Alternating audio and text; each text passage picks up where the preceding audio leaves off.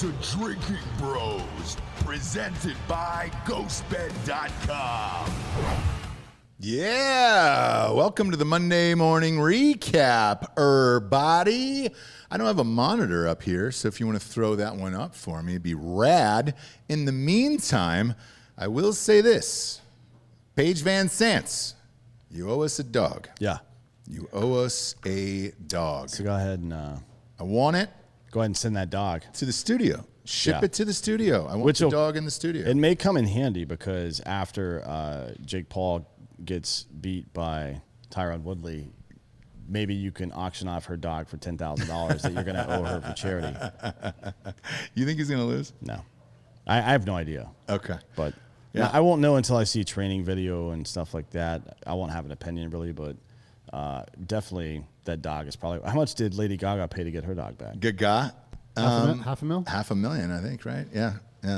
Paige is going to have to pony up, is all I know. Speaking of dogs, Dan, you want to cut the camera on real quick? Yeah. Ooh. That's me. No, there it is. Cut to the... Look at Papa Go to the G. wide. That's nice. We got a puppy over here. Yeah. Oh, there's another dog on the ground there. Yeah, he's... That's Paige. Hey, Paige, that should be your dog here in about a week on the floor with us.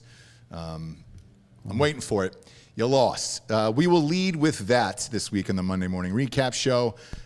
Very, very special thanks to all of you guys for tuning in with us to the Bare Knuckle Boxing Championship event on Saturday nights. We were the first podcast ever to be incorporated picture-in-picture with an actual live pay-per-view event. Big thanks to Chuck Liddell from joining us from his house in Los Angeles. Man, that was a fucking blast. If we were looking back at it now, because it's been about 48 hours, that's the perfect event to do it for, because Jesus Christ, people were just getting the shit kicked out of them. It was exciting and hilarious and awesome all at the same time. Yeah, there was some weird stuff like that.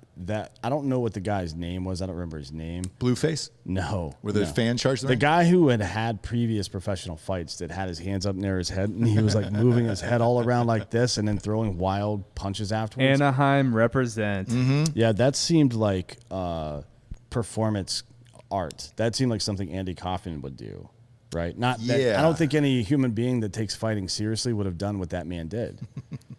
But he did it, and here we are. And then the other thing was, one of my favorite parts about bare knuckle fighting is that whether you win or lose the fight, you're going to need medical attention afterwards. Yeah. Right? Yeah. So if you look at Paige VanZant's Instagram, you'll Can you notice, pull that up, Hot Bob? Is that possible? Yeah, dude. It was gnarly, Her dude. hands are in much worse shape than her fucking face is. I couldn't believe that. That was fucking gross. And was Ostovich as well. Ostovich's hands are crazy. fucked up. Yeah, all of them. But it's to be expected. I don't know why I pictured it would be something different other than that. Her hands were purple. Yeah. I mean, absolutely purple. If you pull it up on Instagram and just scroll through, certain parts of her face are hidden, but if you really squeeze in there, I mean, she took some damage. You can see some It's her contusions. profile. it's her prof pic now. Is it really? Yeah. Yeah, pop that up on screen. Look at her hands. You can see some contusions, the eyes a little black and stuff like that. This is the morning after, by the way. Yeesh. But the hands, and it's both of them. I think there's other pictures that show both of her hands. Both of them are like that. But look at where the bruising is on her hands. It shows you that she's punching with the right part of her fist. Yep. This is the reason that these bare knuckle fighters aren't getting the quote unquote boxer break, the metacarpal 4 and 5 break that you see in fighting a lot. It's because they're punching with the correct part of their hand. Yeah, and Bob, scroll back one picture. It's actually pretty interesting to see that because I looked at a lot of the other fighters as well, and it was the same. Like they're all getting bruising right here on the power position where you're supposed to punch from. Yes, click on the so if you wait real quick, if circular arrow there. Yeah, if you look right behind her there, hang on. This picture I'm talking about. There's the dog that I now own. Yep. It appears as if she's trying to hide it because Bob, if you go right now, that dog is missing. Yep. So clearly, she knew. Okay, if I post this, they're gonna think that I have the dog, or I might have given it to a relative or something. Paige, I know where you live, and you have our dog. So Do we you? want it, and we have a general idea. By the way, How long does it take before it stops getting awkward for like Paige and her husband to go out to dinner like 2 days after these fights? Yeah, I know, right? Because he's also a professional fighter. Yeah. Like, Because when you go out to dinner like a week or two after both of you had a fight in the last month, and it's just everybody's banged up, faces, knuckles are fucked up, but clearly they're like, if you watch their stuff, they like do a lot of silly, goofy shit together. Yeah. So they're probably like that whenever they're in public. They're just like, hey, fucking with each other or having fun or whatever, and people are like, man, I guess that's the secret. Yep. Just beat the shit out of each other, guys, and you'll be fun. No, that's not right. Don't do that. But it does give me a lot of hope because she said, look, I've been training with Tyron, and I feel like he's ready, I'm ready. You weren't ready, Paige. That means Tyron's probably not going to be ready for I thought Jake that was Paul a really either. good fight, though. It's a great fight. I enjoyed the shit out of it. Very active. No, I mean, look, maybe you can't really, there's nowhere to hide in a bare knuckle fight like that. No. And you know, I know she had turned off comments at one point on her Instagram. Why? You're in a bare knuckle boxing fight. Anything can happen. And dude, you fucking earned. I mean, look at the fucking bruising and all that shit. Like, clearly. I think bare knuckle, we've Giorgio talks about this sometimes too. And I think we've had other MMA folks. I think John Anik mentioned it when we were in Vegas. Mm-hmm. There's too much of an emphasis put on the loss column in mixed martial arts right now. And I think maybe bare knuckle is bringing some of the reason for that to light. You know what I mean? Two evenly matched fighters, which is what we saw in the main event Saturday, by the way. We'll get to that later. Yep. Can have a great fight. It'd be very entertaining, and somebody wins because of a 20-second period during the fight or some strategy they use that the other guy didn't anticipate and stuff like that. But that doesn't mean necessarily that person still isn't the second best fighter in that weight class or whatever, right? Yeah. I mean, it's bare knuckle exposes the fact that you put two relatively evenly matched people in the ring and anything can fucking happen. Yes. I don't think you're going to see somebody that comes into bare knuckle and wins a title and keeps it for 5 years like some people have done in other divisions or in other organizations. I just don't think you're going to see that. No, and, you know, what I would like to see is more of these superstars who are kind of on the outs of the UFC join up. You know, guys like a Greg Hardy or a Masvidal or Nate Diaz, and then come and dominate a sport like that just because it would be fucking amazing. And they would only have to train one aspect going forward. You know, just work on your fucking striking skills, and that's it. Congratulations. Just calling all these main event fighters Yeah, on the outskirts like of the UFC. prize money fighters like Masvidal and Diaz who can literally just lose and still make a shit ton of money. Sell a pay-per-view on their own. But yeah, you know, give them out, give You, them out you, organization. you Yeah. literally just answered my question. If they can sell a pay-per-view on their own, why? Like, Jorge Masvidal is a perfect example. Masvidal's doing it. He's started his own bare knuckle organization called Game Bred Fighter. Right. So, like, He's not fighting in it. But No. why not? Everybody will come. If you go there and say, hey, you don't think Masvidal would bring anyone over to that to see him kick the shit out of somebody old school like he used to, Kimbo Slice style? Of course he would, but do you understand, like, what's his return on investment there? Yeah, he can grow a brand and grow an organization, but his take-home and his takeaway from fighting, like, is not going to be the same as just fighting in someone else's organization that's already established, already has its business practices in place to make money and that is efficient at it. Like, the UFC is a much more efficient, well-tuned machine than this new brand that's just starting up. So he's Right. going to make way more money taking those big paydays, pushing their For now, pay-per-view yeah. for his For own. now, Right. but that was the question to Chuck on Saturday night: is what are they getting paid? Like, what? Well, is I don't it? know. I don't know about all that, but I'll tell you this: what at some point, because of his the respect he carries in the industry, Masvidal's organization will get bought out by one of the bigger bare knuckle fighting organizations, and part of that deal will almost assuredly be him fighting. That's what I would do. I'd be like, hey, I'll give you $30 million for your company. Yes. Right? We're going to absorb it, Yep. and here's another $5 million to come fight, like our 5 or 10 or 15 million 3-fight contract or something like that. That's if I was the owner of one of these organizations, that's exactly what I would do. Same here, and that's why I bring up this point of like, why not give these guys points in the company, have them come over, bring their skills, and then say, hey, not only are you going to fight for the first few fights, you're going to have a part of the company and then sell it later. I just don't 'Cause think they're right ready now- for it yet. I don't think there's enough traction right now to start bringing in those big names, but we're maybe 6-8 months, maybe a year away from Maybe, like that. and I look at like Giorgio, like a huge fight fan like yourself, right? There's this PFL that's out there. I think that's Kevin Hart who's an investor, and it's like, hey, dude, Kevin Hart's not getting in the fucking ring to fight. Like, let's get somebody in there who's going to bring eyeballs and attention to it, and then create your own. Because certainly there's an appetite for it. You saying Kevin Hart owns part of it and is like a brand ambassador of it? I believe so. Yes. And you're saying you should replace him with someone who's a fighter who can also fight in the organization? Correct. Well, I think you need both, right? Yeah, I mean, it's hard to have someone who says, I want to put my money into this as well as come fight in it and then take points back in the company. And then this company has to like be successful and they have to also believe in it versus taking the for sure income, for sure cash somewhere else. Like, there's a lot of ifs here. Also, I mean, guys are going to be under contract. Like Dana, even GSP is still technically under UFC contract. So he was trying to fight, I think, Oscar De La Hoya.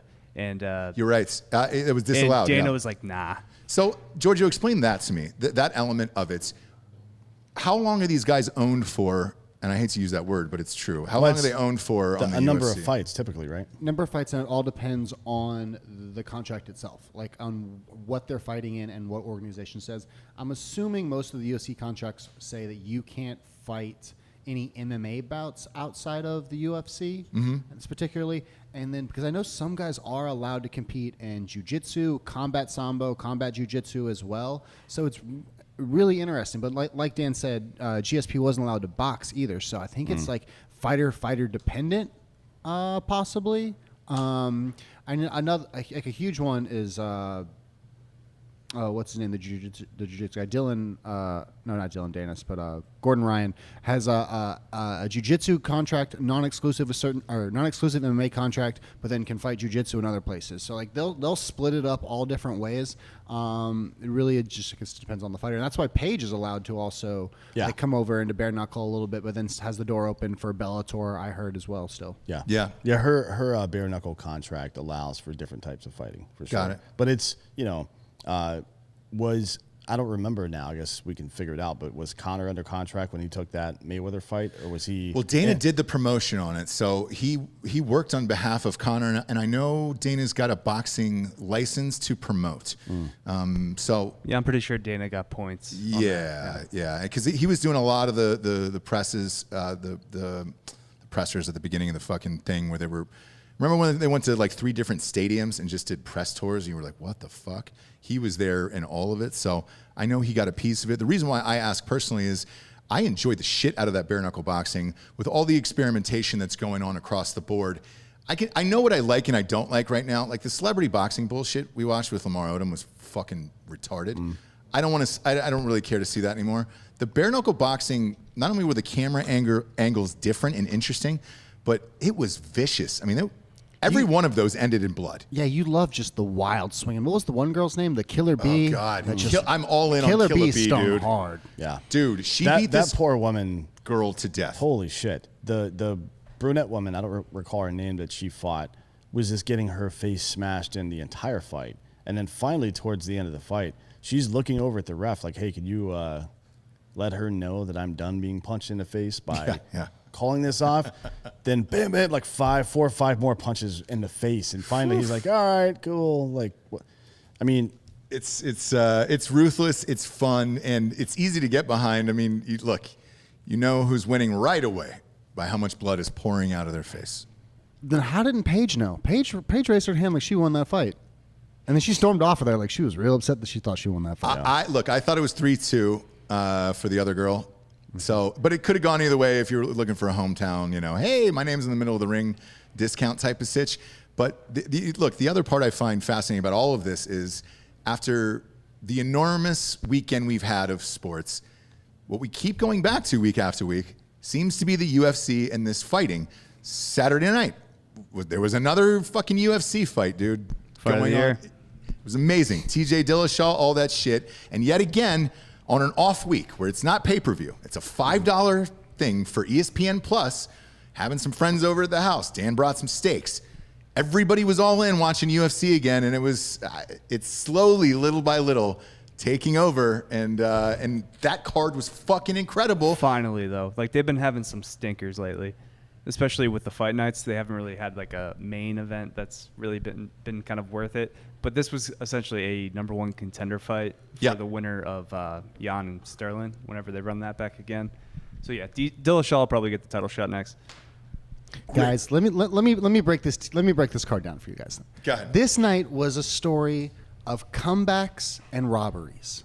A lot of robberies. And then the final fight was kind of a combination of the two. So going up the card, Yanez versus Costa. Costa is probably a 5-inch reach advantage, just piecing him up with the jab and the straight the entire time. Is really going after him, trying to get him out of there. Yanez comes back in the second, puts him away. Amanda Maverick versus a personal favorite of mine, Macy Barber. A cute, cute little girl. But Miranda won those first 2 rounds. Macy came back in the third, like really poured it on. Didn't even seem tired. Like really came back in the third. Didn't let it go enough in the front two. As Dan said, she's punching air. She's 6 foot away. She's not reaching a girl. I don't know what she's doing. If she's trying to use it as a rangefinder and to find distance. But I'm glad she got a win under her belt and also maybe kick her career back on again. Both these girls are rising stars in the female flyweight division. Darren, the Damage Elkins. This dude crazy fight. You don't even want to mention our boy Mickey Gall, just getting that dub.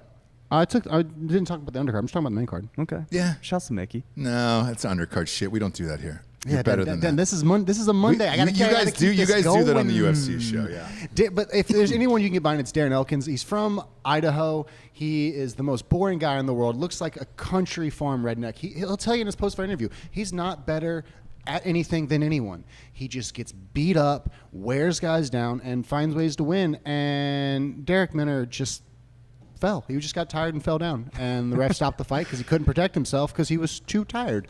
And that's just classic Darren Elkins. That's the that's Homer not Simpson what strategy, actually, of boxing. Yeah. It worked. He's a real life version of that. And he has the damage tattooed on his chest in stitches. So, you know. And then Kyler Phillips got absolutely robbed. He 10-8. I thought Dillashaw lost 3-2. I had it 3-2 for Right. I'm not talking about. We're getting to that. He fought Sandhagen. He didn't fight Kyler Phillips. Kyler Phillips was the co-main event. He got robbed against Pavaya, who came back in the last 2 rounds. Here's the tale of the story. The significant strikes.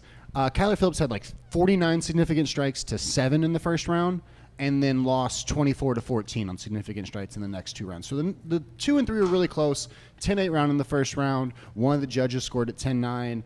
Pavlov comes off with a dub, which does bring us to the main event: robbery and people getting tired. I think Dillashaw compromised his knee in the second round. Well, I mean, it's because Sandhagen did it. Yeah, he didn't. Well, I mean, it wasn't like Dillashaw's problem. It was Sandhagen actively. It kind of was though, because all he had to do was sit the fuck down. Like he's still trying to stand up with homeboy. He's got his entire leg in his like. To be honest, Sandhagen probably could have turned that into something, given enough time. But just standing there, I mean, even Dillashaw after the fight said, "Yeah, I got lazy there and just let him hold my leg for a while, and he fucking popped my knee out." Yeah. And the live lines, by the way, on mybookie.com, promo code Drinkin Bros doubles your deposit there up to $1,000. We're all over the place. And especially in that Macy Barber Amanda Maverick fight. Yeah. Macy Barber was like minus plus 700 at one point. Yeah, it was great. And then could have made crazy money there. And the Kyler Phillips fight, too, in the first round was like plus 1,000 or something. Yeah. So if you just watched, I mean, and anything can happen with the UFC. Anything. And that's the thing, man. They keep putting out content on a weekly basis. And as the audience, the casuals, if you will, like myself, get more and more used to this being on every single Saturday night, it's going to start to take over. And that's what boxing has been missing for years and years. This is the second or third week in a row, UFC or some form of event like this has taken the top story for us. Me interviewing you, the casual, who do you like more out of Cory Sandhagen and TJ Dillashaw? And from the casual's perspective, why? So Dillashaw is selling shit. He's the sexier star, right? No, Sandhagen's a way more entertaining fighter. Dan. Not as a fighter, as a human being, we will always go back to not this. A debate. We are getting the casual's perspective. Yes. Okay. From a casual perspective, Dillashaw, his attitude, the whole fucking shit of TJ Dillashaw, it's sexy. With the other guy, he looked like he'd taken off his shirt for the first time out of Ireland.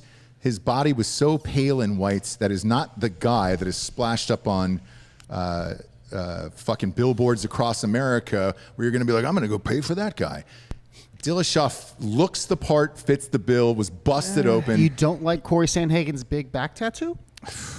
With the spinning back you're not a fan? fist, No, the flying knees. this isn't Red Dragon, and he's not, fucking Yeah. Whatever the fuck that dude's name is. What's his name? The ladies love TJ Dillashaw too. They were like, all right, that guy. I've He's got your a different 5'7" king. I've got a different perspective on that. I like Dillashaw better because I assume part of it is just human psychology that people like a comeback story, but the other part is that motherfucker, no matter what happened in that fight, all 5 rounds, never backed off, never gave a fucking inch, regardless of what was happening. And Sandhagen, in the last 45 or so seconds of that fight, thought he had it won, took those seconds off, and he lost the fight because of it, in my opinion. Because I think the fact that Dillashaw never stopped working is the reason he won that fight. I agree.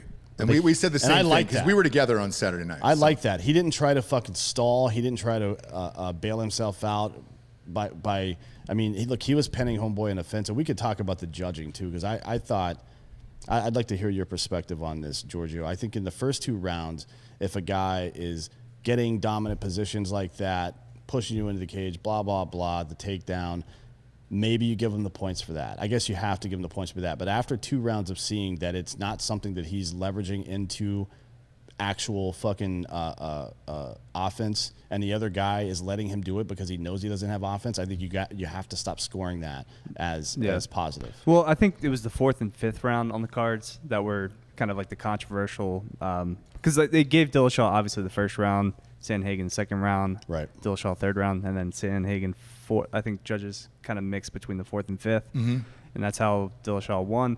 I was on Dillashaw, full disclosure, plus 160. But yeah, I still think Sandhagen probably won that fight. Maybe you're not gonna win the fight unless if it's that close and you take the last minute off. You're not winning that fight. Nor should you. That's fucking bullshit. Him and I said the exact same thing when we were watching it. I felt that's what cost him the fight, and he clearly thought he was winning. Yeah. He said so in the presser afterwards. Yeah, and to answer your questions and to get back to that, Dillashaw easily winning the first one, being compromised, getting his knee hurt in the second, and then getting opened up like that. He's wrestling against the cage, and instead of taking him down, he kind of took Cody's back, and he was behind him and pushed him against the cage. Cody is so long. Yeah. Like, people don't realize that 5'9" at 135 is insanely long, and that's why he was able to land those flying knees so easily. Like it was easy as an uppercut for him because it didn't take so much. And TJ's not that tall. Like they say he's 5'7", but that dude's really 5'6". Yeah, 5'5" maybe. Yeah. So like to bring your knee up to his face is super easy for him, and I think he that was his game plan, was to punch, move a lot, get inside, and go punch to his takedown or punch to his wrestling. He went back to that plan, but couldn't quite finish it because of how strange Cody was. That's part of it for sure. I also think it's because he was opened up, and you could see him when they broke clinch almost every time. Dillashaw has made a career out of fucking people up, breaking out of the clinch like that, and he didn't have that. He had his fucking right hand up next to his face trying to protect that eye. And that was the bad part about the wrestling, is it would get cleaned up, and it would get all the body butter and stuff in there during the rounds, and it would get sealed. And as soon as he would get to wrestling again, all that would get swiped, moved away, and then the blood would start opening up. He couldn't see shit, and then the judges are going to see that blood as damage as well. Like even if you're opened up and that cut is stuffed, like there isn't that natural feeling of someone else winning the round or damage being done to you. But when the blood is just pouring, you're more naturally inclined to give that other guy the rounds. And for sure. And so why didn't they? I think is in 4 and 5 especially, which I think probably went Dillashaw's way. I wonder why they didn't. Maybe it's because I don't know, the same reason that Greg Maddux would get a strike call over a rookie, or Jordan would get a foul call over a rookie or something like that. Maybe that's it. I don't know, to be honest. I don't either. Either way, it was exciting. Run it back. Run it back. And I don't have a problem with the decision because, like Dan and I were saying, Cory took the last fucking minute off. So that's your problem in a fight that close. Run it back. It was great. Also, I want to know if TJ ran into Uriah Faber. Who knows? He was there. He was training there. the fight before in the co-main. Yep. So I wonder if they crossed paths. Well, they did talk some shit afterwards, right? Now, I don't know if Uriah said anything, but TJ definitely, I think, said something in the press about exhuming his body or some shit. I don't remember what he said. Yeah. But once again, we're talking about UFC at the top of the show, and there's crazier stories that are going on. But when you put out this much content, and it's great content, you lead off with it. Next up, we got the Oklahoma-Texas never-ending saga here of fucking joining the SEC, not joining the SEC in the last. It's all horns down there. Horns down. Horns down over there. Horns down. Protect the Big 12. We've had numerous fucking emails and DMs about this fucking shit. It's money. That is it. It is a purely money grab here on OU and Texas's part. They can't compete, in my opinion, in the SEC. So you might as well get some fucking money. What I can't understand is why you would leave, because one of them is guaranteed pretty much a playoff spot every year, unless you have a 2 or 3 loss team. I don't understand why they would leave. The Big 12 is now over, and it seems like somebody's forgot to tell the rest of the teams there, because they're trying to fill it in with these other fucking gap teams right now, or other teams are trying to go to other conferences. To me, this is sad. Like, I don't want to see this at all. And if I'm a fan of Texas or OU, I definitely don't want to see this. You want to play in the fucking SEC? Yeah. I reached out to a staffer buddy of mine at Ohio State, and I said, hey, what's the real shit with this? And their exact quote was, let them eat each other alive. That's it. We don't give a fuck. Like, because if you're the Big Ten, it's a win for you. Congratulations, dude. More teams going to the SEC? Yeah, I mean, Who gives a that's shit? for sure. I would agree with that from that perspective. But from the perspective of a fan of college football, generally speaking, and not having a dog in the SEC or Big 12 hunt, I think this is awesome, because there's about 10 teams that could come into the Big 12 and immediately legitimize their programs that are in mid-market or mid-major conferences and shit like that. See, I thought the same thing when we went to the Big East. Yeah. What happened there? What happened there, Delco? Same shit. Yep. We're gonna lose. That's what's gonna happen. UCF is gonna get the invite to the Big 12. Cincinnati will too. It'll be exactly what happened with the Big East, which turned into the American Athletic Conference. Right. We'll lose our Power 5, Power 6 status. It'll be a P4, P3, whatever the fuck you want to call it. Or eventually, who knows? The SEC might just become Division I football. Yeah. Yeah, because there was a rumor, somebody in Drinkin Bro Sports, and I'll dispel this right now, that Ohio State, Michigan, and Florida State had reached out to us. No, they did not. No, they not one definitely did fucking prayer. They did not. That money in the SEC, look, the Longhorns is the biggest one because of that contract. They have their own goddamn network with ESPN. So that's going to be absorbed by the SEC. What is it, $78 million for each school to get out of the conference right now? If the conference still exists. Yes, and that is nothing for these guys. The boosters at OU in Texas are massive. They don't give a baker's fuck about $78 million. However, they should be concerned with the fucking total number of wins. Because right now, I look at a Texas team or OU. Texas isn't back, by the way, and they've got a new coach. These are fucking 3-loss teams in the SEC, in my opinion. They're 3-loss teams at a in minimum. their own. Oklahoma probably not, but Texas is probably a 3-loss team either way. But you have Alabama, Georgia, Florida, LSU, Texas A&M. And A&M, look, Jimbo Fisher's done some great things there. I don't know how many losses. If Tennessee comes back. Tennessee's not. Don't worry about that. Delco, I want to address your concern. Your concern is that your team is going to actually have to start playing meaningful football games and justify their rankings. Is that the problem? No. My problem is we're going to move to a bigger, more respected conference, and it's going to lose that status immediately. Yes. That is possible, but not if you perform against the out-of-conference teams that you should be scheduling, right? We are. We tried. So we were playing Boise. Yeah. They're opening up with Boise State this year. That's what I'm saying. If you win the games, then people can't really talk that much shit. They do, especially if you move to a conference where all the good teams move out. If they're like Texas, Oklahoma leave, and then we just play, I don't know, like TCU every year. I don't think we're going to get a whole lot of respect beating TCU. Maybe not. So what I've heard from some of the Texas boosters and alum here during this whole sitch in the last few days is that they're planning on a 12-team playoff and then being able to get in with 2 or 3 losses in the SEC.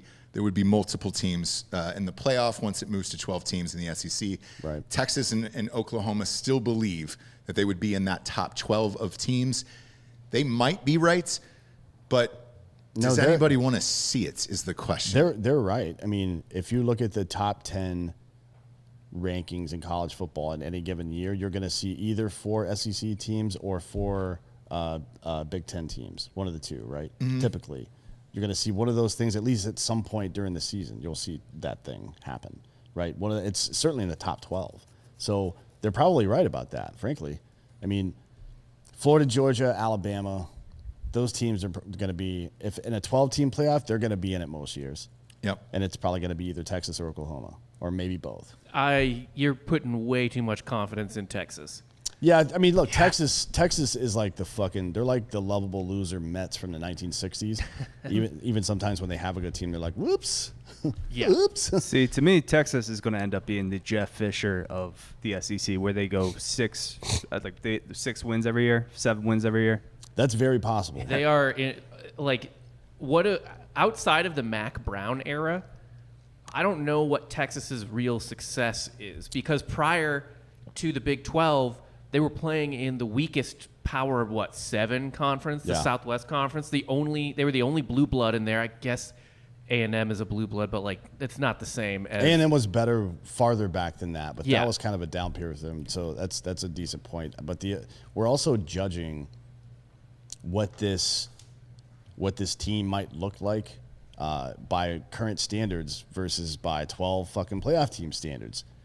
Let's say they have a quote unquote shitty season and they go fucking 9-5 or something like that. They still might make the playoffs, because how serious are teams like Alabama and Clemson and everybody else going to take being undefeated at that point if there's no fucking point to being undefeated? Why not sit out? Dabo Swinney had a great point, even though I hate him. He said, look, what's to stop us from not playing a Trevor Lawrence on the last game of the year if we're already in the fucking playoffs? Why would you?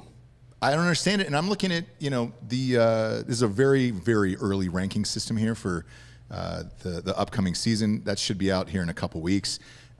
They've got, this is Sporting News who's got this: Alabama at 1, Clemson at 2, Ohio State at 3, Oklahoma at 4, Georgia at 5. Stop me if this sounds like the last 10 years. Notre Dame at 6, Texas A&M at 7, Florida at 8, Iowa State at 9, Cincinnati at 10. I didn't hear Texas. Did not hear Texas.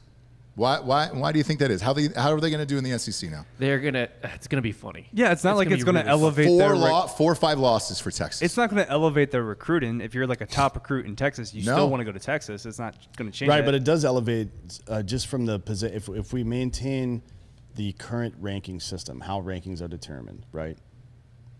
Their strength of schedule is now going to be probably 30 to 40% better than it previously was. Right, but they Big 12 always teams suck. They always got the benefit of the doubt because they were Texas. Well, they're not anymore. Only at the beginning of the season, though. Once they started losing games, I know that sounds stupid, but once they started losing games, because they were losing games to teams that didn't have a strong power, a strong ranking around them, then that affected them. But when you lose to Alabama, it's going to hit different than losing to fucking Texas A&M. Honestly, even losing to Ole Miss is different than losing to Iowa State. Yes, dude. It's way different. So 5 losses might still land you in the fucking playoffs. Yes. They got Texas at 13, by the way, in this way early poll here. Especially Texas too, because even towards the end of the season, where Texas would go on a run after losing 4 games, but they always do that. They would win 3 or 4 games. They would sneak back into the top 25, and they would work their way up the rankings. And it's like they don't deserve to be there. All you need to do is win one of those big fucking end conference games towards the end of the season, and it doesn't have to be Alabama. It doesn't have to be LSU. It could be any of those teams. It could be Georgia, Florida, any of those teams. You just win one of those games in the last third of your fucking season as Texas, and you're into the fucking playoffs.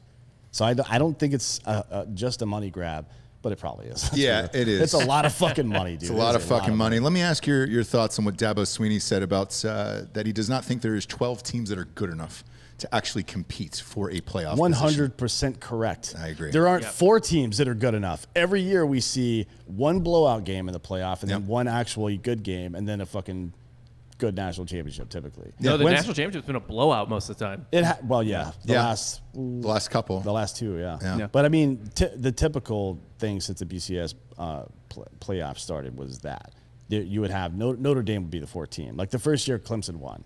That's what it was. They played Notre Dame. It's like, what the fuck are you guys even doing here? You have to give at least the illusion that your team at the start of the season could play theoretically for a national championship. Sure, yeah. But that's it. There's, again, 3-4 teams that can realistically win every year, but you need to at least give up the illusion. You actually, there's only 2 or 3 teams that can win, although in a 12-team playoff, the first round will be pretty fun. Yeah, man, because when do we start seeing upsets? I mean, we know this. It's not going to be 1 in 12 probably. No. Where the upset happens, but that 5 through 12 though. Yeah, the 5-12 matchup in college basketball, whatever that equates to, and I mean, if what we've been saying for years is accurate, that there's 3 or 4, maybe 5 really good teams that could compete, and everybody else is pretty close. If that's true, there's going to be upsets every fucking year. And just based on this preseason, think about the gambling. Oh, dude, the gambling's going to be amazing. It's Holy great for shit. us. All of it's great for us. Also, with that if you- kind of mileage too, we're going to factor in some injuries. I don't know. Alabama loses their quarterback first round, second round, whenever they play. Or they get chiefed up and fucking lose 2 of their fucking offensive linemen, and all of a sudden their great quarterback isn't as great as he used to be because he's on his ass the whole time. You know what I mean? All of a sudden, Coastal's looking good. Well, my God, man. Jesus My Christ. God. Honestly, I thought we were having a fucking conversation. A real here. conversation today. It probably benefits Bama and Clemson and Ohio State because They're they're just deeper, deeper. Yeah, they're way fucking deeper. It does, but like Dan was saying about this playoff system here, according to this, again, this is a way too early prediction from Sporting News. This would put 11, which is LSU, against Notre Dame. I absolutely think LSU could beat a fucking Notre Dame in the first round of the playoffs. Yep. And that makes it fun. So I guess from a money and viewer fan standpoint, yeah, I'm in for it, but I don't think they can win a national and I mean title. these first few rounds too, make them home games. Like Alabama just plays in Tuscaloosa for the first round. Yeah, why not? Let them make if you're a university out there and you're fucking around and not doing your job, just like all these how you remember baseball with their rev sharing program, they found out that the teams like the Pirates and Marlins were just keeping the money. Yeah. They weren't spending the money on recruiting new talent or buying or like paying for players. Yeah. That whole the luxury tax that gets paid by high income teams that goes back into a pool, then divided amongst the lower third of the league so they can pay for better players. They were just keeping it.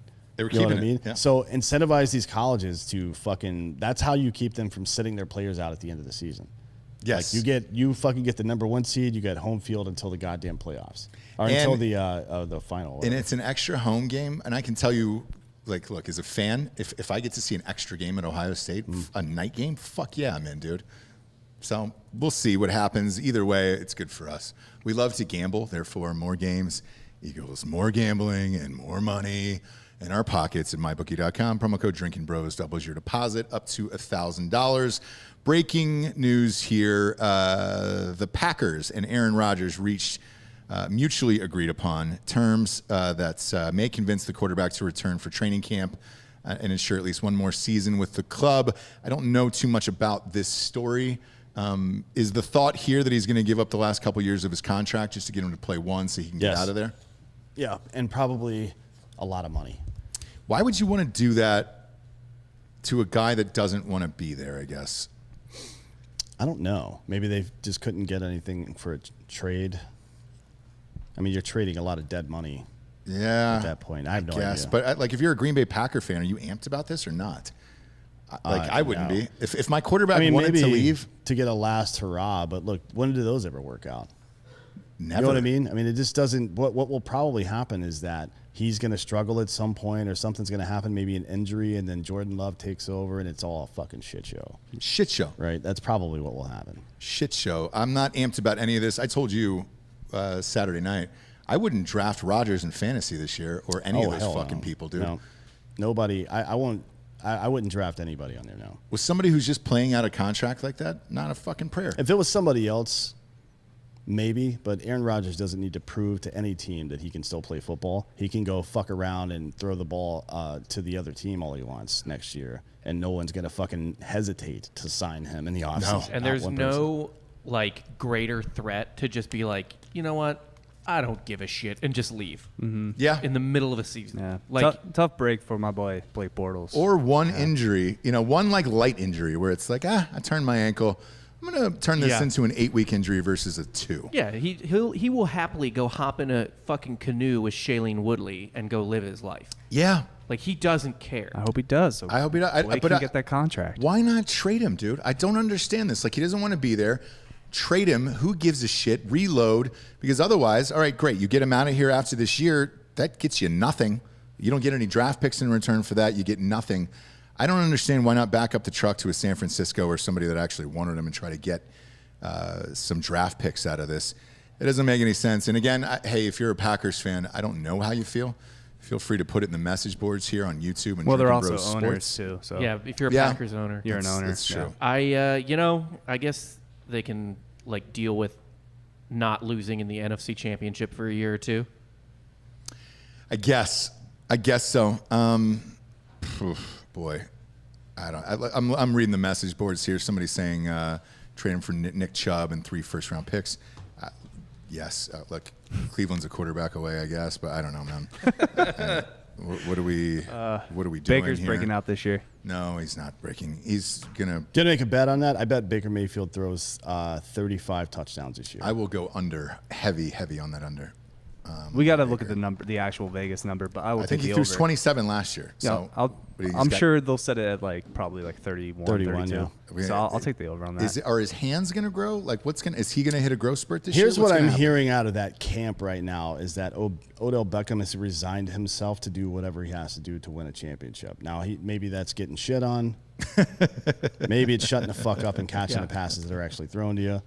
Who knows? Also, don't underestimate that Baker is an SEC alumni. God damn it. Shut the fuck up. Wait, is he? Well, now. No, he was Big 12. What are you, fucking Paul Feinbaum? Oh, now. now. he is, Yeah. Jesus Paul Christ. Feinbaum is on it already. That's going to be what Paul Feinbaum's talking about 5 years from now. Baker Mayfield, SEC legend. That was the worst part of my weekend, by the way, was seeing Feinbaum just re-upped with ESPN, so I have to see his dumb fucking shrunken head. He's needed. When For are they, who? For us to hate, Yeah, really. Yes. he needs to exist. Yeah. Although now he's lost his best target, Who? Texas. Mm-hmm. He loved shitting on Texas. Well, now he can say Now- Texas is going to come over here and get the shit kicked out of Yeah, him. now he can just wait until they come down to Alabama and shut on him in person. That's true. He, Yeah. he They're can gonna pull get down his whooped. pants in person. Yeah. They're going to get whooped every other year in Tuscaloosa. They're going to get the shit kicked out of them. Yeah, but then so. they get to chant SEC, SEC. Yeah, but that's half the country's colleges now. Yeah, so. it's not fun anymore. It's not fun anymore. It's overrated. Speaking of quarterbacks here, Deshaun Watson. The Texans are saying they are open to trading him now. He's gonna be on the Eagles before the season starts. Oh, God. How would you feel about that? I haven't heard that take. That'd be a great fit, I think. That is what I've heard. Really? Yeah, I hear the Eagles are fucking making a massive push towards trying to get this guy. That would be great. Get Jalen Hurts out of there. Nobody in Philly cares about any of the shit that's going on over there. Yeah, They just wanna we win already football took games. in Mike Vick. Yeah, Mike so. Vick. This is the number. This is way rehab, easier rehab to project convince. number 2. Yeah. Way easier to convince white women that it's okay. He did what? Yeah. To a person. No, Not to a dog, to a yeah. dog. Oh, to a dog. No, get him out of here. Yeah, but That's to a white women. person, I'll be the first one in this one. This whole fucking Deshaun Watson thing stinks, and it always has been. Once he asked for the trade, some fucking high-powered lawyer in Houston who magically came up with all of these cases right at the exact same time so they could file this huge lawsuit. Timing was a little weird, yeah. Now we're, 2 days away? No, training camp for that. Yeah, 2 days away. He's already reported. Yeah, he's reported. It starts on Wednesday, and now they're like, nah, I think now we'll trade him. Doesn't make any fucking sense to me. Where else would he fit besides Philadelphia? Denver? Anywhere with Denver, a quarterback. Yeah, Denver. Anywhere that doesn't have a top 5 quarterback or top 8 quarterback. He, to me, is one of the best 5 quarterbacks in the league. I agree, but I think everybody's maybe pretty much filled up at this point. Denver needs one. The Raiders maybe, but I don't think they're ready to do anything there, really, to be honest. I don't know what the fuck goes on with the Raiders in their head. I don't either. I don't know why Derek Carr is still there. I don't know why they signed Marcus Mariota in the first place. I don't know why any of their roster is structured the way it is, except for Josh Jacobs, and that's just because they drafted him 2 years ago and he's still on his rookie contract. Yeah. All the other moves they've made don't make any fucking sense to me. None. And you need a superstar there for Vegas. The stadium's open this year. So this is the first year. I know it opened last year, but there was no fans. They've been Now you've got drafting really fans. well. Yeah, but put a Deshaun Watson in there. That'll bring fucking asses to the seats real quick. Well, I'm not sure where else he goes, but who else needs a quarterback? Most teams. Washington. Yeah. No, whoa. Most teams need a quarterback. Let's be easy with Washington. Who is going to play who's in quarterback? Washington? Fitzmagic. Yeah, dude, he's a rental. He's a rental. They're looking for a quarterback for the future. Of He's their a genie in a bottle. What about the guy? What about that kid who was rubbed me fucking the right way. Hinkle or whatever his name was? There was a kid that came on last year that was awesome the last 3 weeks of the year for Washington. No, the fucking kid that played in the playoff game against Tom Brady? Yes, Hinkie or I whatever? like that kid. Drew What the Hinkie? fuck is wrong with Drew? him? Henneke. Was Hinkie, yeah. Yeah, I thought he Tyler showed Hinkie, some right? brass, Taylor. dude. Taylor or Tyler? One of the Whatever. two. This Whatever. is all you need to know about that. Yeah. It is, but that kid had some fucking brass, dude. I enjoyed watching him play. It wasn't bad at all. Look, he went 26 for 44, which is about 60%. That's a little low. 306 yards, though, and a pick and a TD. Yeah, for his first action It's not bad at all. We'll switch over to another quarterback. The viral video of Tom Brady throwing fastballs into a goddamn jugs machine. Yeah, that's not real. It's not real. Of course, it's not fucking real. Nobody's said either way. I don't know if they've said whether it's real or not, but it's definitely not. It's That's real not to me, damn it. That is not at all how a fucking jugs machine works. Bob, can you pull up the video? Yeah. It's on his Instagram. And Like put it on screen. if let's say he's got it set on throwing the average speed pass at 80% from a professional quarterback. How fast does a professional quarterback throw? About 45 miles per hour, maybe something like that. Throwing the football, like a guy with a hose is probably throwing in the mid 40 mile per hour range. Here we go. It's on screen right now. God, it's great editing if that's real.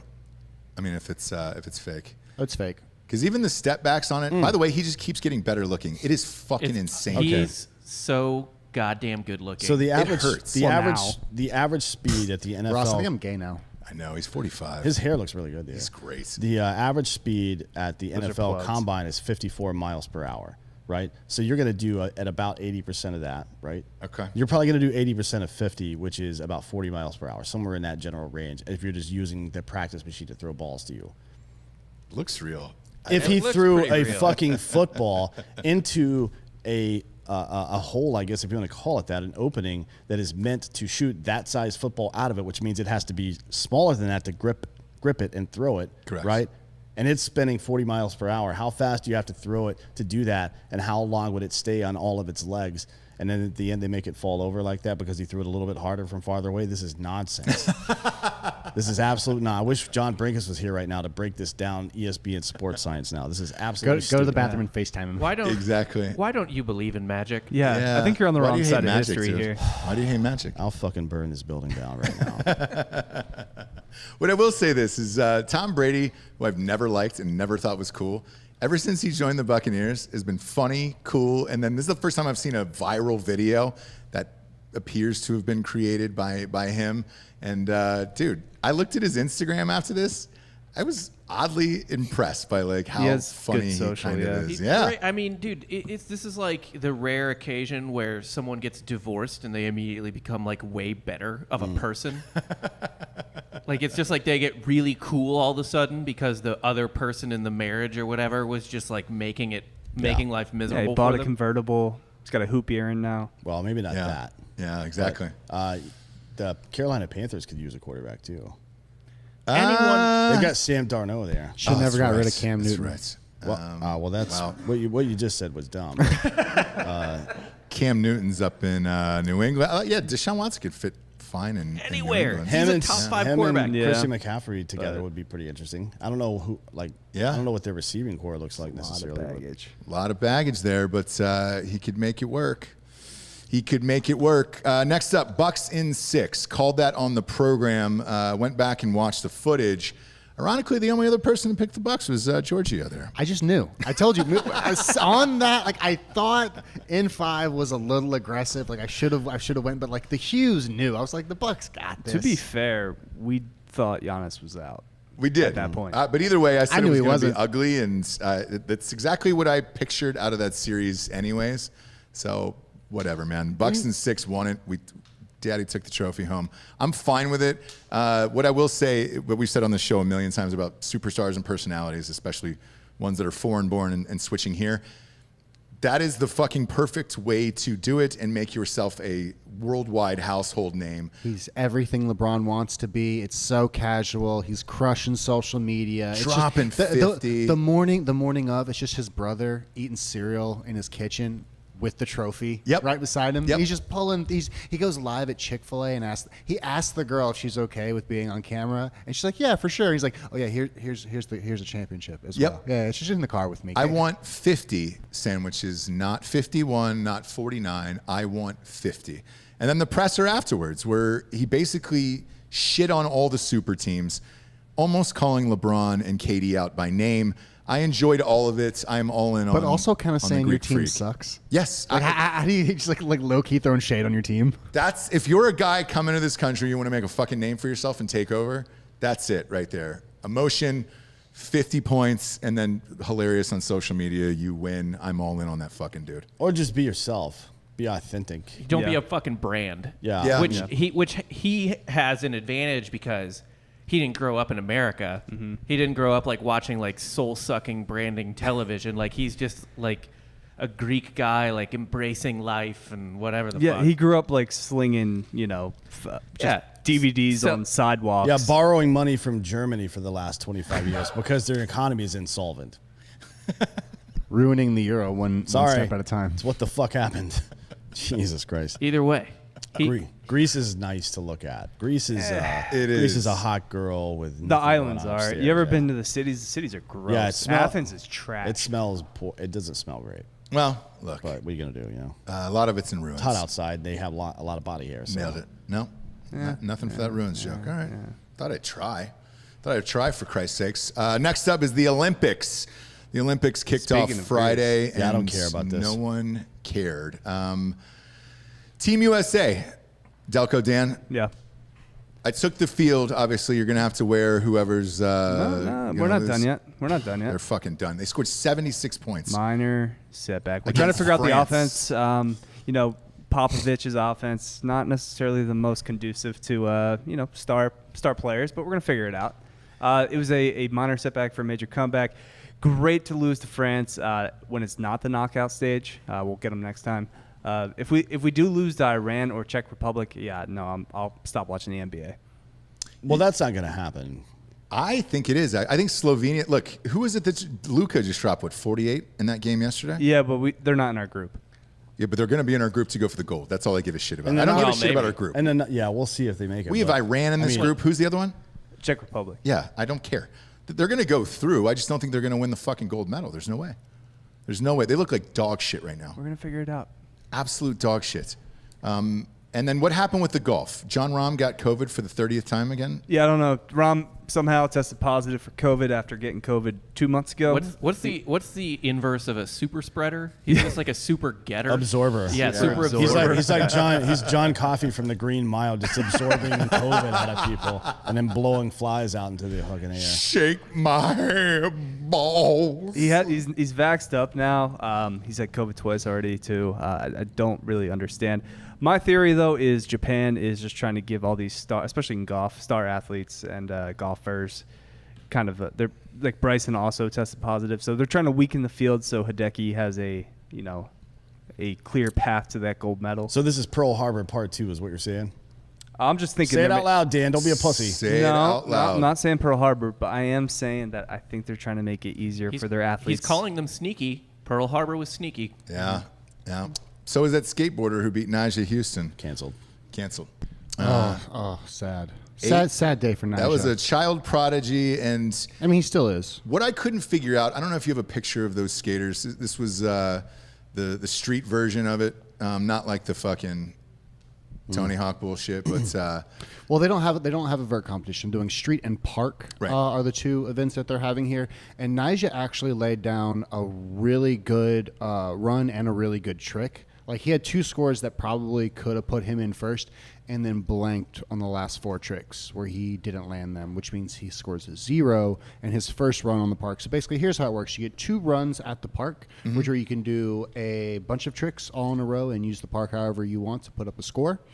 And then you have 5 attempts at doing the biggest trick, and all of those are scored out of 10, and they take the top 3 scores. So if you don't last any of your 4 out of 5 last tricks, it's like missing your penalties in soccer.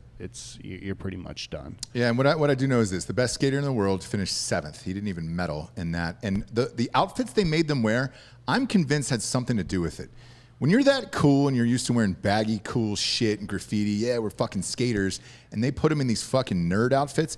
Bob, can you pull up He looks like a tennis player. Yes, that's what I thought it was. Nike's been really fucking up with their outfits, especially golf too. Like, they've been giving all their Nike athletes the worst outfit. Like, I don't know who is buying this shit. This looks like that Agassi shit in the early 90s. What you should be doing if you're Nike is, one, making sure the athlete's taken care of, but getting together with the athlete like we've done for the last 40 years with shoes and figuring out, one, what works for you on the court or whatever fucking stage you're playing on, and then 2, what are people going to buy when they see me wearing it? Yes. Those 2 things. Not one motherfucker except for somebody that's really into LaCroix, I guess, is going to buy that because that's what it fucking looks like. It's the fucking old LaCroix box. Are you fucking kidding me? It's crazy. The ones who got it right was Ralph Lauren when they did the Winter Olympics with the berets. Yes, Yeah. dude. That all those outfits were dope as fuck. The people looked comfortable, and USA fucking threw down. Whoever was doing the skateboard outfits, man, needs to be shot. Because you think Nyjah Houston wanted to walk around looking like a fucking pool boy all goddamn day while he's jumping off shit? That's why he fucking lost. In swimming, look, men's and women's dominated. It was the biggest opening day. I think Katie Ledecky lost something. Ledeck's lost last night. She came. What, she like got a a silver. foot? Yeah. Oh, she lost an event. I Yeah, thought lost an yeah, event. like an appendage or something. No. Yeah. The surprising one last night was U.S. Women's gymnastics. Looked a little off balance, nailed it last night. And Simone Biles, no one will admit that she just looked shitty and off. And it's fine. All you had to do was qualify, but every single person, announcer-wise, Twitter, they're like, oh my God, she's too powerful for this. That's why she fell off the back of the fucking thing. No, she didn't stick her fucking landings or do any of the shit. Everybody else then who's fallen off is too fucking powerful for it. Now, there was a woman who was 48 years old, Giorgio, battling for gymnastics. She's competed for close to 30 years for this weird country, and I could see you ending up with her now that she's done. This was her last run. Do you have a picture of her? Hop Bob, can I see this, please? Yes. You're going to get this live reaction guy going to dang this cam on me on the Giorgio cam. He's going to pull this up. I think she was maybe There it is. There it is. That's not great. Come on. No. Come on. Live reaction. This is right here. I forget which, but it's obviously a former That's Soviet state in Yep. Central Asia, I believe. Looks like a little herbs developing in the middle of that lower lip. She, by the way, her first Olympics was the same as the Dream Team. You know, honestly, she'd probably make a pretty good offspring. Not gonna lie. Yeah. It would probably pass all the doping tests, Yes. or it might fail them. She might be so ingrained with like, EPO. yeah, that I it would mean- just, our child would test positive. And she's 48 because, or she's 48. They usually have normal children. Yeah. 48-year-old women, yeah. Totally fine. That Baby comes thing's- out fine. It's not going to have like a fucking bat wing or a third leg or anything. No, and Bob was correct. Her first Olympics was the Dream Team in '92 with Jordan and those guys. Everybody last night was taking pictures with her across the board. Guys, you know what the Olympic Village is known for, right? Banging. Boning. You think maybe like if Jordan did it, it ups my wantingness to do it. To be honest, Yeah. If I'm tunnel buddies with Jordan afterwards, then Yeah. yeah. The superstar, though, is probably going to be that Caleb Dressel kid. This feels more like a Barkley chick, by the way. Yeah, there's no way Jordan banged this woman, but Barkley. Barkley, definitely. It was like, as all long right. as long as she's not a fat woman from San Antonio. I'm not doing anything. I'll take being tunnel buddies with Charles Barkley. Yo, MVP, both sides of the court. Like, let's go. I'm here for it. Yeah. I would prefer that because Charles Barkley would think it was cool if you told him that you were, Eskimo bros with him, and he'd probably buy you a drink. Michael Jordan would just tell you to shut the fuck up. Michael Jordan wouldn't be in public in first place. Right, yeah. Like he's just sitting in front of 50 televisions smoking a cigar right now. Yeah. Oh, yeah, yeah. The U.S. women's soccer team decided to kneel their first game, and then they got smoked.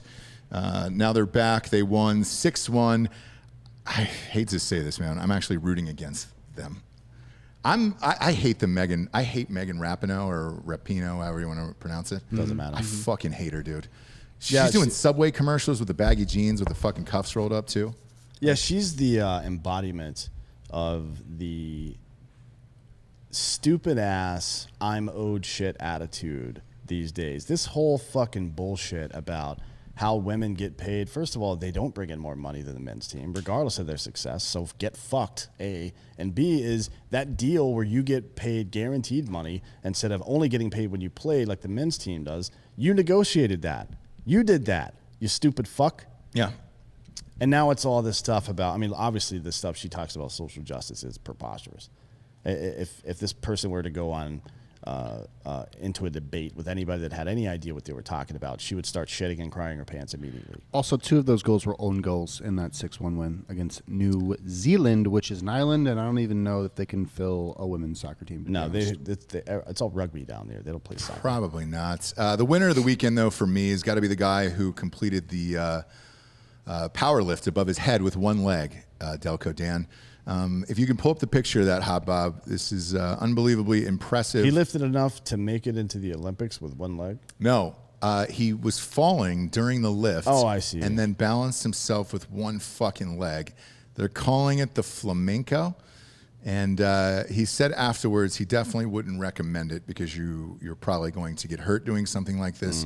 However, my core strength is so amazing that I can do something like this. And apparently he had done it once before. People are asking whether or not he was just showing off. I don't even care if he was. It was fucking awesome, dude. And I love to see shit like this. Otherwise, I wouldn't know who the fuck this is. Do I know his name now? No, I don't. Bob's going to put a picture up for you guys to see. Well, maybe. But it's awesome. There we go. There it is. Look at that fucker. Jesus Christ. God Duck yo. damn it, USA Today. Put it up. There it Full is. screen. Look at that, dude. How much is that, Delco Dan? This is your world. Well, so there's 2 plates. The red plates are, I'd imagine, 45s, right? Yeah, but it's kilos. Remember that. So it's Yeah, not right. quite 45. It's like 42 and a half, I believe. Okay. Yeah. It says It's 25 kilos, men's correct? 61 kilogram group A. That's his weight. That's how much he weighs. That's how much he I weighs. don't fucking I'm know. guessing each one of those reds is a 25 kilo, and that blue is probably a 20 kilo. And the kilo is 2.2 Yeah. Look pounds. at the strength of that little guy. Let me get in here and look. The beauty of it is he doesn't have to go to a concentration camp because he won. Because that's China. That's China. Speaking of which, there's 2 people up this week that have to join the military for their country if they lose. He lifted, that's 366 pounds is what that is. 366 pounds? Yeah, Jesus 166 Christ. kilo. All right. All right, so the stipulation, what you're referring to, Ross, is so Siwoo Kim and Sung Jae Im, both South Korean. South Korea, you have to do mandatory military service for 2 years, unless there's some weird stipulation if you bring honor to your country, which includes either in golf a major championship or a gold medal in the Olympics, or even a silver or bronze medal. So if they place second or third, they can avoid their mandatory military Compulsory, service. yeah. Yeah. Wow. How much pressure's on those 2 guys this week? Well, I'm actually putting my money on both Siwoo and Sung Jae to win, because I think they're the only people that care and want to be there. Okay. Yeah. All right. I believe Siwoo 60-1, Sung Jae's 22-1. I'm going to go with that Morikawa guy just to go with the theme of all the Japanese fucking winners. Well, he's American. Oh, is he? Yeah, very American. Yeah. Yeah. Is he? Yeah. All right. We sure about that? Yeah. We got some breaking news real quick, Ross. Go ahead, fire away. On the UFC front, it looks like Kamaru Usman will be fighting again in November on UFC 268, most likely in Madison Square Garden. Against who? Colby. Colby Covington. Yeah. There we go. Wow. That's the one everybody wants. That's what everybody wants. Madison Square Garden. What a great venue to see a fight, too. I saw that McGregor fight in 2016 there, where the champ belt. Yep. Fuck, that place was going You off. got to see the best of McGregor I did. live and in person. And by the way, that's why that carried over for the Yeah. rest of this bullshit for me, because it was when it was going on, it was amazing. And if you got to see him in person there, when he told everybody to go fuck himself, like it was like Firefest. oh god, it was awesome, just fucking awesome. Just like Firefest. Yeah, shit. A lot of people are asking if you guys are going to the UFC event in Houston in a couple weeks. We have to because Derek Lewis is headlining that. Can we not go see the Black Beast in person? I mean, Oh, wow. I feel You're like- changing your tune right now. Ooh. I'm not a fan of him, but I'm coming around. I'm coming around, Derek Lewis. I'm coming around. We will get you tickets if you would like to go for the 2 I mean, of it's you guys. Houston. I feel like it's not that far. It's close, yeah. It's a 2 hour, you know? 45-minute drive. It's close. Did you guys, was it the last one in Houston or was it somewhere else? It was That was in Phoenix. Las Vegas. No, Phoenix no. is the one he's talking about. Oh yeah, Phoenix Yeah. and then Houston was before that. Or Scottsdale, Okay, or so- the fuck it was. You were at the Houston one too, We were? right? Yeah, yeah. we were that in the was Houston one. that was Tony How is Ferguson. that arena to go see some shit? It was cool, except there's nothing to do after. Because Well, it's Houston. Well, you can go do like a drive-by shooting or something, or buy meth. No, you can go to the bars, but the bars are very far away. Like downtown Houston, where all where the Rockets play, Minute Maid Park, it's not set up for post game. There's not a whole lot of bars that There's are like open 2 after. hotel bars Yeah. and then Biggio's. Yeah, we went to the- Biggio's was closed by then. Yeah. Okay. It was like midnight and Biggio's was closed. It's fucking weird. Yeah, it kind it's of weird. it blows. So me and Dan went to the Four Seasons. We posted up. Okay. Yeah. Like 2 gentlemen looking for cougars. Yeah. Got some whiskey. I like it. You guys worked. That's what Archie Bradley said. Overtime. You worked Phoenix. for us hard on Friday night. Dan and I will send you there if you want to go. Do a little meetup with some drinking bros. I think Greg LaMontagne and those guys. Did you say you'll send us to do work for doing more work? No, dude. No, You don't have to do any watch. work. You can just watch the goddamn fight. I mean, you can try to fight Derek Lewis if you want. Yeah, if you want to fight Derek No. Lewis, that's up to you. No. Somebody jumped into the ring in that fucking bare knuckle boxing thing. They did. Did we ever figure out who that was? It was one of Blueface's dum-dums, I think. No, It was a fan. Oh, but was it really? Yeah. Jesus Blueface Christ, was what an throwing up Crip signs, so maybe it was the blood. I don't know. He got rocked, that guy. That makes sense. Did you also? We didn't comment on his boxing shorts with the traditional bandana pattern. Does anyone know what that is? No. Yeah. Big fan. Shout out to the Philippines. They just got a gold medal after 97 years. And we just achieved our first day of an Olympics without a gold medal in like 9,000 years. Yeah. Yep. Yeah, good for the USA. Crushing it. What is Good for what the is USA. Russia under now? The Russian Federation. Yeah. It's ROC. Come on. Rock Nation, dude. Rock Nation. Yeah, they still compete, and everyone knows they're Russians. It just doesn't count towards like their historic medal count. It's really fucking stupid. Yeah, it's fucking, the whole goddamn thing is dumb. Unbelievably dumb. So, It's okay. whatever. Dan refused to cut the camera to me when I was throwing up the rock. So Go ahead. I mean, it didn't matter. Leave it on him for now. There it is. What the fuck is that? That's Jay-Z. It's Jay-Z. That's Oh The no, Rock. that's Diamond Dallas Page, Jay-Z, and he existed before you did, my man. That's true. While you were still selling Was crack in Rockefeller Brooklyn. Records After. after DDP? Yeah. Are you fucking kidding me? Of course it was. Are you familiar with DDP yoga? Oh, yeah. Oh, God. I watched that doc.